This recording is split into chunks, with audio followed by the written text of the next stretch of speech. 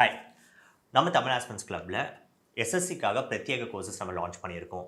First ஒரு grammar course போட்டிருக்கோம். இந்த கிராமர் கோர்ஸில் பேசிக்ஸ்லேருந்து அட்வான்ஸ் வரைக்கும் எல்லா கிராமர் டாபிக்ஸுமே எஸ்எஸ்சிக்கு ரிலேட்டடாக நம்ம கவர் பண்ணியிருக்கோம்.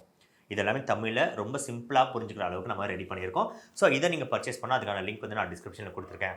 பட் என்னோட ஃபோக்கஸ் வெக்காபுலரியாக இருக்குது. நான் வெக்காபுலரி தான் ஃபோக்கஸ் பண்ண போகிறேன் அப்படின்னா ஆல் ரிப்பீட்டட் வெக்காபுலரி கோர்ஸ் ஒன்று போட்டிருக்கோம். இதில் 2018 2022 வரைக்கும் ரொம்ப ரிப்பீட்டான வேர்ட்ஸ் 2 தடவையிலிருந்து அதிகபட்சம் 8 தடவை வரைக்கும் ரிப்பீட் ஆயிருக்கு. அந்த எல்லா வேர்ட்ஸும் நம்ம கம்பேர் பண்ணி போட்டிருக்கோம்.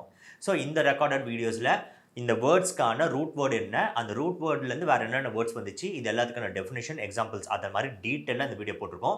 அந்த வீடியோ பார்த்து முடித்த உடனே நீங்கள் டெஸ்ட் எடுக்கிறதுக்கு சினோனிம்ஸாகவும் வச்சுருக்கோம், ஆன்டனிம்ஸாகவும் டெஸ்ட் சீரிஸ் நம்ம அதில் போட்டு வச்சுருக்கோம். ஸோ வெக்காபுலரி நீங்கள் ப்ரிப்பேர் பண்ணணும்னு நினச்சிங்கன்னா அதை நீங்கள் வாங்கலாம்.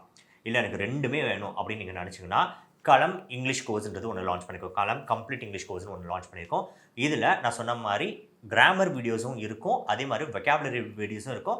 அது போக ப்ரீவியஸ் இயர் கொஷின்ஸை டெஸ்ட் சீரிஸாக கொடுத்துட்டு அதுக்கு வீடியோ சொல்யூஷன்ஸும் நம்ம கொடுத்துருக்கோம். 2011 2022 இருக்க எல்லா கிராமர் ரிலேட்டடான previous year questions, error spotting, sentence improvement, active voice passive voice, direct indirect, fill in the blanks, இது எல்லாமே நம்ம சீரிஸாக போட்டு அதுக்கு நம்ம வீடியோ சொல்யூஷன்ஸ் எடுத்துன்னு வந்து வச்சுருக்கோம். அண்ட் உங்கள் எல்லாருக்குமே தெரியும் ப்ரீவியஸ் கொஷின்ஸில் எவ்வளோ தூரத்துக்கு இம்பார்ட்டன் சொல்லிட்டு அதை நீங்கள் டோட்டலாக பர்ச்சேஸ் பண்ண ஒரு டோட்டல் கோர்ஸாக வந்து களம் கம்ப்ளீட் இங்கிலீஷ் கோர்ஸாக போட்டிருக்கோம். இது போக எக்கனாமிக்ஸுமே ஒரு வீடியோ கோர்ஸ் போட்டிருக்கோம். ஆனால் கவலைப்படாதீங்க, அதை நான் எடுக்கல. ஒரு நல்ல எக்கனாமிக்ஸ் ஃபேக்கல்ட்டியாக நம்ம போட்டு அதுக்கான ஒரு வீடியோ கோர்ஸ் போட்டிருக்கோம். இன்கேஸ் எக்கனாமிக்ஸ் வீடியோ எப்படி எடுத்திருக்காரு நீங்கள் பார்க்கணுன்னா நம்ம ஆப்பில் போனீங்கன்னா ஒரு டெமோ வீடியோ, ஒரு ஃப்ரீ வீடியோ இருக்கும். அதை நீங்கள் பார்த்துட்டு அதுக்கப்புறம் நீங்கள் பர்ச்சேஸ் பண்ணதில் முடிவு பண்ணிக்கலாம். ஸோ அதுக்குமே பார்த்தீங்கன்னா கூடிய சீக்கிரத்தில் டெஸ்ட் சீரிஸ் வரும். எக்கனாமிக்ஸ்க்கு ப்ரீவியஸ் கொஷின்ஸ்க்கு டெஸ்ட் சீரிஸ் வரும். Thank you. Hello everyone, welcome to Tamil aspirants club. இன்றைக்கி நம்ம 120 ரூல்ஸ் ஆஃப் கிராமரில் ரூல் நம்பர் 10 பார்க்க போகிறோம். ஸோ ரூல் நம்பர் 10 வந்து பாஸ்ட் பர்ஃபெக்ட் டென்ஸை எப்படி யூஸ் பண்ணணும் அப்படின்றத பொறுத்து இருக்குது.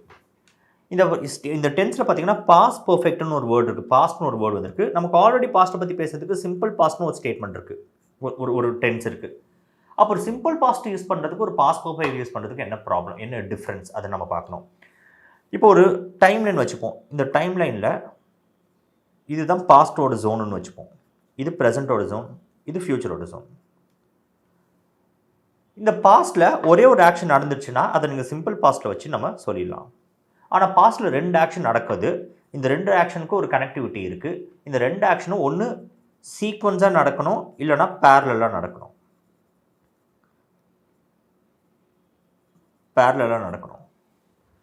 ஸோ சீக்வன்ஸ்னால் ஒன்றுக்கு அடுத்து ஒன்று நடக்குது, பேரலல்னா ஒன்று நடக்கும்போது இன்னொன்று நடக்குது. அண்ட் ஒரே சென்டென்ஸில் ஒரு பேரல் ஆக்ஷன் போடுறதுக்கும் ஒரு சீக்வன்ஸ் ஆக்ஷன் போடுறதுக்கும் ஒரு பர்பஸ் இருக்கும். ஏன்னா 2 ஆக்ஷன் நடக்குதுன்னு நம்ம சொல்கிறத தாண்டி இந்த 2 ஆக்ஷன் நடக்கிறனால வேறு ஏதோ ஒரு கான்சிக்வன்ஸ் வருது, அதை பற்றி பேசுகிறது தான் நம்மளோட இன்டென்ஷனாக இருக்கும். ஸோ இப்படி சீக்வன்ஸாக பேசும்போது பாஸ்ட் ஒரு ஆக்ஷன் நடந்துச்சு, ஆனால் இந்த ஆக்ஷன் நடக்கிறதுக்கு முன்னாடியே இன்னொரு ஆக்ஷன் முடிஞ்சிருச்சு, அப்போ தான் இது சீக்வன்ஸாக இருக்கும். அந்த மாதிரி இன்ஸ்டன்ஸில் பாஸ்ட்டில் நடந்ததை பற்றி பேசும்போது சிம்பிள் பாஸ்ட், பட் அதுக்கு முன்னாடியே முடிஞ்சதில் அதை நம்ம பாஸ்ட் பர்ஃபெக்ட் டென்ஸில் சொல்லுவோம். இப்போ ஸ்டேட்மெண்ட் பாருங்கள், when I reached the station the train left. So நான் ஸ்டேஷன் போகும்போது அந்த ட்ரெயின் போயிடுச்சு. இப்போ ட்ரெயின் முன்னாடி போச்சா இல்லை நீங்கள் முன்னாடி போனீங்களா, அதுதான் நம்ம கேள்வி. இந்த ஸ்டேட்மெண்ட்டில் நம்மளோட இன்டென்ஷன் வந்து ட்ரெயின் போயிடுச்சு, அதுக்கப்புறம் தான் நான் போனேன், இல்லை நான் போகும்போது அங்கே ட்ரெயின் இல்லை, ஏன்னா நான் போனது லேட்டாக போயிட்டேன். அப்போ சீக்வன்ஸ் என்ன வந்திருக்கும், ட்ரெயின் தான் ஃபஸ்ட்டு போயிருக்கும், நீங்கள் அடுத்து போயிருப்பீங்க. ஸோ அந்த ட்ரெயின் முன்னாடியே போயிடுச்சுன்னா இந்த ட்ரெயின் லெஃப்ட் வராது, இந்த ட்ரெயின் ஹேட் லெஃப்ட் வரும். ஸோ ட்ரெயின் ஹேட் லெஃப்ட்டில் என்ன நம்ம புரிஞ்சுப்போம், நான் ஸ்டேஷன் போனேன், ஆனால் அதுக்கு முன்னாடியே ட்ரெயின் போயிடுச்சு. அப்போ நான் போய் பார்க்கும்போது அங்கே ட்ரெயின் இல்லை, நான் லேட்டாக போயிட்டேன், நான் ட்ரெயினை மிஸ் பண்ணிட்டேன். இதுதான் அந்த ஸ்டேட்மெண்ட்டோட இன்டென்ஷன், இன்ஃபரன்ஸ் இதுதான். ஆனால் சொல்ல வராது when I reached the station the train had left. So past நடந்தது நம்ம சிம்பிள் பாஸ்ட்டில் போட்டுட்டோம், ஆனால் அது நடக்கிறதுக்கு முன்னாடியே முடிஞ்ச விஷயத்தை பற்றி பேசும்போது பாஸ்ட் பர்ஃபெக்ட் டென்ஸில் போடுறோம். ஸோ பர்ஃபெக்ட் டென்ஸ்னாலே கம்ப்ளீட்டான ஈவெண்ட்ஸை பற்றி பேசும், ஆனால் பாஸ்ட்டில் முன்னொரு ஈவெண்ட்டுக்கு முன்னாடி இது முடிஞ்சிச்சு. ஓகே, அப்போ இது ரெண்டுத்தையும் சேர்த்து இன்டென்ஷன் என்ன, நான் ட்ரெயினை மிஸ் பண்ணிவிட்டு இல்லை நான் போகும்போது அங்கே ட்ரெயின் இல்லை, அதை கன்வே பண்ணுறதுக்கு தான். இது ஃபஸ்ட்டு இது செகண்டுன்னு சொல்கிறது கிடையாது. இப்போ இதே செகண்ட் ஸ்டெப் பாருங்கள், he wrote 3 books and he was working on another one. So 3 book முடிச்சுட்டா இப்போ 4வது ஒரு புக்குள்ளே போகிறா. அப்போ 4வது புக் எழுதுறதுக்கு முன்னாடி 3 புக்கு முடிஞ்சிச்சு. he wrote 3 books வராது, he had written 3 books. அப்போ 3 புக்கு கம்ப்ளீட் பண்ணிட்டான் அப்படின்றது. அப்போ 4வது புக் வந்து தொடர்ந்துக்கிட்டு இருக்காங்க அப்படின்ற அர்த்தம். ஓகே, ஸோ இந்த சீக்வன்சஸ் காட்டுறதுக்கு தான் நம்ம பாஸ்ட் பர்ஃபெக்ட் வச்சுருக்கோம். இப்போ சில எக்ஸாம்பிள்ஸ் பார்ப்போம். By the time we arrived, Maria blank finished her homework. அப்போது இப்போ இந்த இடத்துல மறுபடியும் இதே டைம் வச்சு பார்ப்போம். மறுபடியும் இது பாஸ்ட்னு சொன்னோன்னா இது நாங்கள் அரைவ் ஆன time. By the time we அரைவ்னா நாங்கள் அரைவ் ஆகிறதுக்குள்ளே, அப்போது நாங்கள் அரைவ் ஆகின டைம் கிடையாது அதுக்குள்ளே, அப்போனா அதுக்கு முன்னாடி எப்போ வேணால் இருக்கலாம். ஏதோ ஒரு பாயிண்டில் மரியா என்ன பண்ணிட்டாங்கன்னா ஹோம்ஒர்க் முடிச்சிட்டாங்க. அப்போ இதுக்கு முன்னாடியே முடிச்சிட்டதுனால ஆல்ரெடி ஃபினிஷ்ட் வராது, had already finished. Had already finished. இதில் முக்கியமான விஷயம், ஹேட் ஃபினிஷ்டுன்னு நம்ம போடுறோன்னு வச்சுப்போம். ஏன்னா இதில் வந்து அட்வர்ப் எங்கே போடணுன்றது தான் கேள்வியே. ஹேட் ஃபினிஷ்னு சொல்லும்போது ஆல்ரெடின்றது ஒரு அட்வர்ப், அது வந்து அதுக்கப்புறமும் வராது, அதுக்கு முன்னாடி வராது, இந்த 2 வேர்புக்கு நடுவில் தான் வரும். Already finished. அப்போ ஆப்ஷன் நம்பர் பி தான் கரெக்ட் ஆன்சர். அடுத்து, when I got to the party Sarah blank for home. when I got to the party, நான் பார்ட்டி போகும்போது சாரா வந்து வீட்டுக்கு போயிட்டாங்க. அப்போ நான் போகும்போது சாரா இருந்தாங்கன்னா இல்லை. அப்போ சாரா had left for home. had left for home. ஏன் ஹேஸ் லெஃப்ட் நம்ம யூஸ் பண்ண முடியாதுன்னா, ஹேஸ் லெஃப்ட் வந்து ப்ரெசென்ட் பர்ஃபெக்ட், இப்போ தான் போனாங்க. ஆனால் நான் இப்போதை பற்றி பேசலை, நான் வந்து அந்த பார்ட்டி போனேன். இப்போ நல்லா பாருங்களேன், when I got to the பார்ட்டிக்கு அர்த்தம் இப்போ பார்ட்டியில் நான் இல்லை, நான் பார்ட்டி போன டைமை பற்றி பேசுகிறேன், அதுக்கு முன்னாடி நடந்ததை பற்றி பேசுகிறேன். So therefore had left is the answer. So Sarah left for ஹோம்னு சொல்லும்போது முன்னாடி போனாங்களா பின்னாடி போனாங்க, அந்த சீக்வன்ஸ் நமக்கு கரெக்டாக தெரியாது, அதனால் had leftன்றது தான் கரெக்டான answer. She blanked a fascinating book during her vacation in Italy.